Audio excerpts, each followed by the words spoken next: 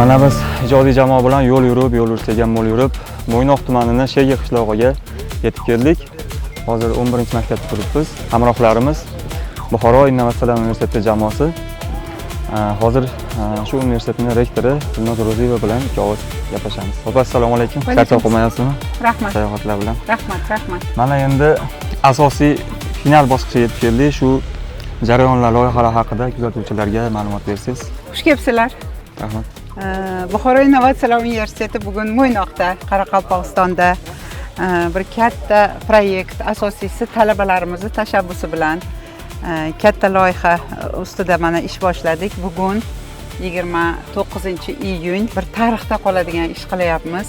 Testoviy rejimda 40 kilometrga uchadigan zond uchiryapmiz. U ichida hamma apparaturalari bilan Lochin 1 deb nomladik bu proyektimizni. Bu borib shu stratosferaga chiqib, uni radiatsiyasini o'lchab, bosimni o'lchab, O'zbekistonni u yoqdan suratini olib, bizni ko'p topshiriqlarimizni bajarib, xudo xolasa bir 4 soatlarda qaytib tushadi degan mana prognozlarni qilishdi yigitlar. Eson-omon tushadi xudo xolasa. Tushgandan keyin biz uni o'sha jo'natgan o'sha kameralarimizdan barcha so'rovlarimizni olib, xudo xolasa bir yaxshi natijalar olamiz degan niyatimiz bor. Yangi O'zbekiston bularga shunchalik motivatsiya beryapti.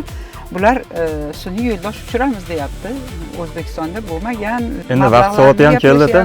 Vaqt soati keldi, xudo xolasa. Mana kelinglar, men o'zim gapirmayda, bu asosiy bu ishni qahramonlarini sizlarga ko'rsatay.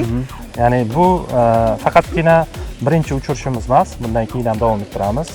Asosiy maqsadimiz demak O'zbekistonda Starlinkga o'xshagan proyekt qilish, ya'ni to'liq O'zbekistonni xohlagan joyidan turib internetga kira oladigan sun'iy yo'ldosh uchirmoqchimiz. Demak, butun O'zbekistonni sun'iy yo'ldosh orqali internet bilan ta'minlash.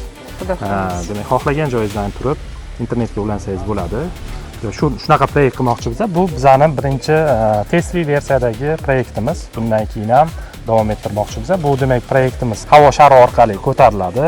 Bizda zondimizni demak asosiy demak qismi mavjud. Bu qismda bizda kameralar, demak datchiklar, sensorlar mavjud. U yerdagi demak 40 kilometrdagi havo haroratini, radiatsiyani, demak quyosh nurlanishini va shunga o'xshagan turli xil demak ko'rsatkichlarni o'lchaydi va bizga kerakli ma'lumotlarni yerga jo'natib turadi.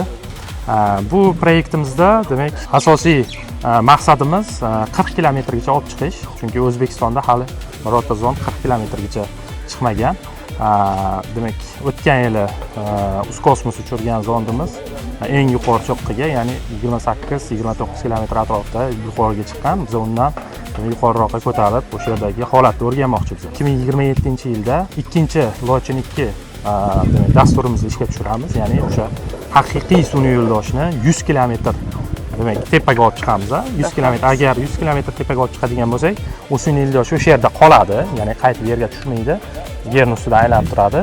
Demak, o'sha orqali keyin to'liq internetni demak yerga tarqatib turadi. Xohlagan joydan siz bizani demak qurilmalar orqali siz internetni tutib, o'zingizni demak device'larda, ya'ni qurilmalarda ishlatsangiz bo'ladi.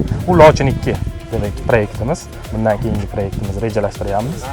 Bu g'oya muallifi mana Umidjon Rustamov, Buxoro Innovatsion universitetining axborot siyosatini yuritish, raqamlashtirish bo'yicha rektor maslahatchisi. Bu kishi atroflariga iqtidorli talabalarni yig'ib shu ishni qilyapti-da. Men butun respublikadagi shu sohaga qiziquvchi mana shu iqtidorli yoshlarni taklif qilaman shu universitetga, bilasizlarmi? Bu bitta odam ishi emas, 5 ta odam, bu juda ham katta proyekt haqida gapirilyapti. Agar shu haqiqatda ham shu sohaga qiziquvchi yoshlarni hammasini boshini birlashtirib, shu hukumatimiz kutgan yoshlarni g'oyalarini yuzaga chiqazib, agar shu ishlarni amalga oshirsak, men o'ylayman bizdan kutilayotgan natijalarni biz yuzaga chiqazamiz va bu ishni albatta uddalaymiz.